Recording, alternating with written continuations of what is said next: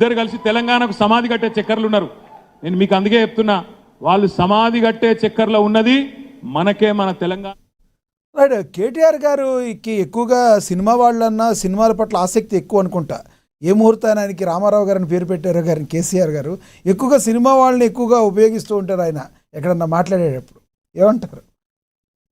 లక్ష్మణ గారు, ఇప్పుడు వ్యక్తిత్వ హననం, వ్యక్తిగత హననం చేయొద్దు. ఎవరు చేసిన తప్పే. ఆయన కూడా రేవంత్ రెడ్డి గారు కూడా ఈ గతంలో ఇప్పుడు బింబమేశ్వర్ అన్నట్టే తాడి చెట్టు అంతా పెరిగింది ఆయన హరీష్ రావును, నీళ్ళు పుట్టాను మనకు కేటీఆర్ ను అన్న సందర్భం ఇచ్చాం కదా. అందుకని ఇప్పుడు వీటి ఈ జోలికి పోతే మనం వాళ్ళ జిలేబీ చెక్కల మనం ఎత్తిపోతాం. స్పష్టంగా చెప్తుంది, ఈ మాటలు ఒకరి మీద ఒకరి మాటలు సరైనది కాదు. అట్లా అనుకుంటే కేసీఆర్ గారు కూడా అడ్డగోరికి మాట్లాడే సందర్భాలు ఉన్నాయి. కేసీఆర్ మాట్లాడింది సన్యాసులు అంతవరకు పరిమితం. ఈయన ఏది పడితే నాకు జరిగింది రకరకాల మాట్లాడింది కనుక ఆ జోలికి మనం వాళ్ళు మా పార్టీలో నేను మన పాపరెడ్డి గారు మేము పోమండి. నేను స్పష్టంగా చెప్తున్నాను, ఇవాళ ఏం చేసిందని దీనికి చెప్పడం అంటున్నాను. అంటే ఇప్పుడు ఏమైందంటే మైండ్ గేమ్ రాజకీయాలు, డైవర్షన్ పాలిటిక్స్ అంటున్నాను. ప్రభుత్వ ఉద్యోగులు ఏం చెప్పండి, మనం 90 రోజుల పరిపాలన చేసిండు. 90 రోజుల పాలన మీద సమీక్షలు సమావేశాలు పెట్టిండు. ఏమైంది చెప్పండి? 2000-4000 పెన్షన్ అయిందా? లేకపోతే వ్యవసాయదారులకు మన రైతులకు ఇచ్చిన హామీ నెరవేర్చాయా? ఏం చెప్పుకొని పోవాలి? నిన్న అసలు మీటింగ్ సంబంధం లేకుండా చాలా మాట్లాడుతున్నారు రేవంత్ రెడ్డి. మొన్న నేను సార్ మీటింగ్ జరిగింది, సార్ మీద అవగాహన సదస్సు, ఎమ్మెల్యేలు అందరికీ క్లాస్ తీసుకున్నాడు. మీరు సరిగ్గా ఉండకపోతే కష్టం, మిమ్మల్ని మారుస్తా అని, మిమ్మల్ని మళ్ళీ టికెట్లు ఏనన్నా. ఎందుకంటే అంటే మీరు ప్రజల్లో పోయి మన పథకాలు ప్రచారం చేస్తున్నారు. ఎమ్మెల్యేలు నాతో మొత్తుకుంటుంది ఏంటంటే, ఎమ్మెల్యేలు చాలా మంది 10-12 మంది నాకు ఖర్చులో ఉంటారు. వాళ్ళు ఏమన్నారంటే, సార్ ఏం పోవాలి, ఏమని ఏ ముఖం పెట్టుకొని పోవాలి మేము ప్రజలకు? ఏ ఒక్క హామీ, రైతులకు ఇచ్చిన 5 హామీలలో ఒకటి పూర్తిగా అమలు కాలేదు. మన రైతు బంధు, రైతు భరోసా పోయింది, అట్లాగే రుణమాఫీ సగమే అయింది, మనకు కౌలుదారులకు డబ్బులు లేవు, మనకు రైతు కూలీలకు డబ్బులు లేవు, ఇస్తా అన్నారు కదా. మహిళలకు ఇచ్చిన హామీలు 3 అట్లా పాడే 2500 రూపాయలు మనకు మన ప్రతి నెల ఇస్తానే, అలా లేకపోతే స్కూటీలు ఇస్తానే, నిరుద్యోగ 2-4 చేస్తానే, ఆఖరికి పెన్షన్లు కూడా 2-4 చేస్తానే. ఇవి ఏం చెప్పుకొని పోవాలి? ఇక సరే మిగతా అది రాజకీయంగా మీరు ఈసీ డిక్లరేషన్ నిజాం మన కాబట్టి అది నేనేమంటున్నానంటే, ఎమ్మెల్యేలు కూడా ఏమనుకుంటారంటే ప్రభుత్వ పనితీరు మారాలన్నా మా పనితీరు మారాలన్నా అనుకుంటున్నారు. ప్రభుత్వ ఉద్యోగులు ఏం చేస్తారు? ఏదైతే ఉందో అదే పెడతారు కదా, కొత్తదైతే బెటర్ కదా. ఇప్పుడు కళ్యాణ లక్ష్మికి 1,00,000 రూపాయలు ప్లస్ తులం బంగారం ఇస్తా ఉన్నారు. ఆ తులం బంగారం ఏదైనా అధికారులు అడుగుతారు కదా, వీళ్ళు అధికారులు ఏం చెప్పాలి? గుంపు మేస్త్రి మీరు అంటున్నారు, గుంపు మేస్త్రిలో మేస్త్రులు ఏం చేయాలి? గుంపు మేస్త్రి చేయాల్సిన పని ఏంటంటే కట్టడం, నిర్మించడం. దానికి కావాలి సిమెంట్, ఇటుక అన్ని అందిస్తే కదా చేయాల్సిన పని అంటున్నా. అందరినీ కూడగట్టి మీరు పని చేయండి. గుంపు మేస్త్రి పని ఏంటి? జనరల్ గా తాపీ మేస్త్రి, గుంపు మేస్త్రి పని ఏంటి? తాపీ మేస్త్రి పని చేస్తాడు, గుంపు మేస్త్రి తీసుకొస్తాడు పని వాళ్ళని తీసుకొస్తే పని అప్పగించుకుని పని ఎట్లా చేస్తారు వాళ్ళు? ఏనాడైతే 100 రోజులు హామీలు ఉన్నాయో అవన్నీ అమలు చేస్తే వాళ్ళు చేయడానికి అవకాశం ఉంటుంది. బ్రహ్మాండంగా చెప్తుంది ప్రభుత్వం, మేమంతా సహకరిస్తామని అంటారు. పోతే అధికారులు 90 రోజుల పాలనలో మీరు పోలేదు లక్ష్మణ గారు, ప్రతి ఊళ్ళో తిట్లు తిని వస్తుంది అధికారులు. ఎమ్మెల్యేలు వాళ్ళు పోతేనేమో ఎమ్మెల్యేలు పోక తప్పించుకుంటారు. ఎంత తప్పించుకుంటుంటారు? అందుకని రేపు మిమ్మల్ని మారుస్తా, మీ పనితీరు మారాలి, ఇన్ఛార్జి మంత్రులు కూడా మారుస్తా అన్నాడు. సార్ మీద మీటింగ్ లో ఏం చేయాలి? మన ఓట్లు పోకుండా ఎట్లా చూడాలి, మన ఓట్లు పోకుండా మనం ఎట్లా చేయాలి, ప్రజలకు అవగాహన అధ్యక్షం దాని కాదంటలేదు, అది మంచిది అంటున్నారు. మిగతా అన్ని రాష్ట్రాల కంటే మన దగ్గర అన్ని రాజకీయ పార్టీలు సార్ మీద మంచి అవగాహన సదస్సులు పెడుతున్నాం. మేము కూడా we people of the India అని చెప్పి రాజ్యాంగ పీఠికని తీసుకొని మేము కూడా స్వచ్ఛంద సంస్థలుగా పెడుతున్నాం. ఏది మన సార్ మీద ఎట్లా ఓట్లు పోవద్దని, మోడీని తిట్టడానికో లేకుంటే మన రేవంత్ రెడ్డి తిట్టడానికి పెట్టలే మేము మీటింగ్.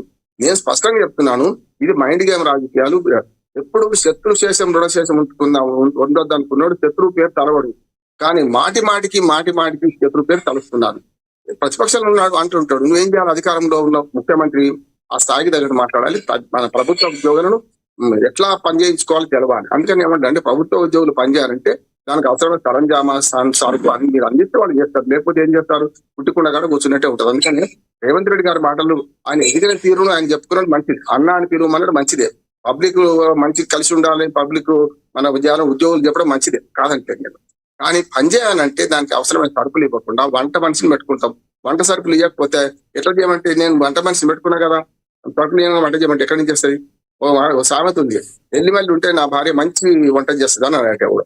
అంటే ఆ ఎల్లిగడ్డ, ఉల్లిగడ్డ, టమాటా అన్ని ఉంటే బాగా చేస్తుంది, ఏవి లేకుండా చేయమంటే కష్టం కదా అంటున్నాను నేను. అందుకని ఇక్కడ ప్రభుత్వ ఉద్యోగులను శాసించే బదులు శాసించే క్రమంలో ఆయన ప్రభుత్వ ఉద్యోగులకు గుంపు మేస్త్రి కావచ్చు, నష్టమైంది. నిజంగా చెప్పాలంటే హెడ్ ఎవరు? ప్రభుత్వానికి హెడ్ గవర్నరు, తర్వాత కార్యనిర్వాహక అక్కడ ప్రధానమంత్రి, ఇక్కడ ముఖ్యమంత్రులు ఉంటారు. ముఖ్యమంత్రి మంత్రివర్గం సమిష్టి బాధ్యత వహిస్తుంది. కనుక నేనేమంటానంటే ఇప్పటికైనా సరే ప్రతి మీటింగ్ లో ఎదుటివాడిని తిట్టడం కంటే వీళ్ళు తిట్టదు వాళ్ళు తిట్టారు. ఆయన విమర్శించినట్టు వీళ్ళని సమర్పించినట్టు కాదు. అది కేటీఆర్ చేసిన తప్పే, హరీష్ రావు చేసిన తప్పే. విధానాల పరంగా జరుగుతున్న పద్ధతుల పరంగా ఏ విధానాలు ప్రవేశపెట్టిందో దాన్ని అమలు చేయకపోతే ప్రతిపక్ష నిర్మాణాత్మక ప్రతిపక్షంగా వాళ్ళు వ్యవహరించాలి, ఇటు పక్క అధికార పక్షం కూడా అంత హుందాగా వ్యవహరించాలి. కానీ ఇరుపక్షాలు రెండు చేతులు కలిసి తప్పలవుతున్నాయి. ఒక రేవంత్ రెడ్డి తప్పడతలేండి. రేవంత్ రెడ్డి చేసిన మాటలకు ప్రతిసారి ఏ మీటింగ్ అయినా సరే ప్రతిపక్షాలు ముఖ్యంగా కేసీఆర్ ను టార్గెట్ చేసుకుంటున్నాడు. వాళ్ళు కూడా ఆయన టార్గెట్ చేస్తారు. ఎందుకంటే పరస్పరం ఒకరిదొకరు ఏం ఉంచుకోరు కదా. ఇప్పుడు మీరు దోషపేర మీద నీళ్లు చల్లితే సుయ్యమంటాయి. ఇది అంతే. మీరు ఒక మాట అంటే వాళ్ళు ఇంకో మాట అంటారు. తలుపు చెట్టు తమలపాకుతో మీరంటే తలుపు చెట్టుని వాళ్ళు అంటారు. కనుక అని అనిపించుకునేందుకు నేను స్పష్టంగా రేవంత్ రెడ్డి గారు పరిపాలన సజావు చేయండి. 2.5 ఏళ్ళు మిగిలింది. ఈ 2.5 ఏళ్లలో ఏం మొదలు పెట్టిండ్రు, ఏం చేసిండ్రు, ఏం చేయలేదు చేసుకొని వచ్చే 2.5 ఏళ్ళు మంచిగా పని చేస్తే మళ్ళీ మీదే అధికారం. లేదనుకోండి అహంకారం పెరిగి ఒక బాధ్యత ముగిస్తాను. అహంకారం పెరిగి అవినీతి పెరిగితే మొన్న పోయినసారి కేసీఆర్ గారిని ఎట్లా దించారో మేము అది దించాలంటున్నారు. ఎస్ రామ్మోహన్ గారు, రాజకీయాల్లో విమర్శలు కూడా ఉంటాయి, మీకు కూడా తెలుసు. మరి రేవంత్ రెడ్డి గారిని, ముఖ్యమంత్రి గారిని ఎప్పటికప్పుడు ఏదో ఒక విధంగా టార్గెట్ చేస్తూ మాట్లాడుతూ వస్తుంటే కనీసం డిఫెన్స్ కూడా చేసుకోవద్దు అంటారా? సమాధానం చెప్పాలి కదా. వినొస్తలేదు మీది పర్సెంట్ అర్థమైందా? నేనేమంటున్నా అంటే ఎప్పుడైనా సరే రాజకీయాల్లో హుందాగా వ్యవహరించినప్పుడే విలువలు ఉంటాయి.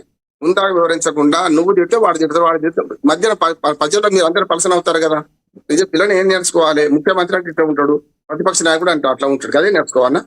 అందుకనే సమస్య లేదు. తెలంగాణ వచ్చినప్పటికి ముందు రాజకీయాలు అట్లే ఉంది, తెలంగాణ వచ్చినాక అట్లే ఉంది. కొంచెం భాష మారింది అంతే, తేడా ఏం తేడా లేదు. కనుక నా ఉద్దేశం ఏంటంటే ఎప్పుడు కూడా అధికారులు ఉన్నప్పుడు డిఫెన్స్ లో ఉండాలి, అధికారులు లేనప్పుడు అఫెన్స్ చేస్తుంటారు. అఫెన్స్ చేసిన వాడిని డిఫెన్స్ లో పెట్టుకొని వాడు సరైన జవాబు ఇచ్చినప్పుడు మాత్రమే సరైన విధంగా ఉంటుంది. నా ఉద్దేశం ఏంటంటే ఈ మాటలు తూటాలు వద్దు, పరిపాలన సజావుగా చేయండి. వచ్చే 2.5 ఏళ్లలో మంచి పరిపాలన చేస్తే మీకే అధికారం ఇస్తారు. కావాలని 10 ఏళ్ళు చూసిరుగా, 9 ఏళ్ళు వాళ్ళని చూసిండ్రు, పండుగ కొట్టిండ్రు. మీరు కూడా ఇదే పద్ధతిలో కేసీఆర్ గారు మాట్లాడి నేను కూడా మాట్లాడతా అంటే మిమ్మల్ని కూడా అదే పని చేస్తారంటారు. అంటే కాకుండా ఉండాలంటే రేవంత్ రెడ్డి గారు ఏదైతే తన ఉన్నతి గురించి చెప్పుకోవడం ఇవన్నీ మంచిది. అన్న అని పిలవడం వద్దని ఎవరు అంటలేరు, కారణం పిలవడం ఎవరు అంటలేరు. కానీ ఆయన చేసే పనులు ఏవైతున్నాయో ఇప్పటిదాకా ప్రభుత్వ అధినేతగా తను చేసే పనులు ఏవైనాయో అవి హామీలు అమలు కావాలి. అట్లాగే సర్వతోముఖ అభివృద్ధి కావాలి. తెలంగాణలో ఏవైతే హామీలు ఇచ్చారో అంటే మేబీ మన సంక్షేమ పథకాల హామీలు అంటలేదు. ఇప్పుడు మూసీ ప్రక్షాళన అంటున్నాడు, అంటే మన ఫ్యూచర్ సిటీ అంటున్నారు, లేకపోతే RRR అంటున్నారు. నిజంగా కొన్ని పని చేస్తున్నాడు, అవన్నీ చేసుకొస్తే ఇంకా మంచిదే కదా అని నేను అంటాను. పని చేయండి, ప్రభుత్వం నిలబెట్టుకొని పని చేస్తారు. పరిపాలన ఏ విధంగా ఉందంటే మీరు ఏం చెప్తారు? ఇప్పుడు ఆయన చేసే మంచి పనులు పాస్ మార్కులు దాటిపోతలేదు. పాస్ మార్కులు మాత్రమే పడ్డాయి, అది దాటలే. ఫస్ట్ క్లాస్ కాదు, డిస్ట్రిక్ట్స్ అంతకంటే కాదు. ఇప్పుడు ఎక్కడ ఉన్నది అక్కడనే ఉన్నది. దాని మొదలు ఈ 2.5 ఏళ్లలో ఈ ఏవైతే పొరపాటు జరిగిన సవరించుకోవాలి, ముందుకెళ్ళాలని పరిస్థితి కావాల్సి. అంతకని చివరిగా ఏమైనా చెప్తారా మీరు? ఎందుకంటే మీకు ఏదో వర్క్ ఉందన్నారు. చివరిగా ఏం లేదు, అదే చెప్తున్నాను కదా, పాస్ మార్కులే పడ్డాయి. ఇప్పుడైనా సరే ప్రతిపక్షాలను తిట్టడం మానుకొని తాను పనితీరు చేస్తే తన పని వాళ్ళ పేరు తెచ్చుకోవాలి. ఎదుటివాడి బలహీనతల మీద ఆధారపడితే మనం మనగలగలం. మన బలాల మీద మన ఆధారపడాలి. ఎదుటివాడి బలహీనతను ఉపయోగించుకోవాలి. చెప్తున్నారు, ఎవరికైనా చెప్తున్నారు మీరు? రైట్ సార్, మంచిది. రైట్, ధన్యవాదాలండి మీ అభిప్రాయాన్ని తెలియజేసినందుకు. బండారు రామ్మోహన్ గారు ధన్యవాదాలండి మీ విలువైన సమయాన్ని కేటాయించినందుకు. ఎస్, ఇప్పుడు మనతోటి పాపిరెడ్డి గారు ఉన్నారు, రాజకీయ విశ్లేషకులు. ఆయనతో మాట్లాడే ముందు ఒకసారి బీఆర్ఎస్ నేత కూడా జాయిన్ అయ్యారు, ఆయన కూడా తీసుకుందాం ఒకసారి. రామ్మోహన్ గారు నమస్తే అండి. నమస్తే. ఎస్ రామ్మోహన్ గారు, ఏమంటారు మీరు? రేవంత్ రెడ్డి గారు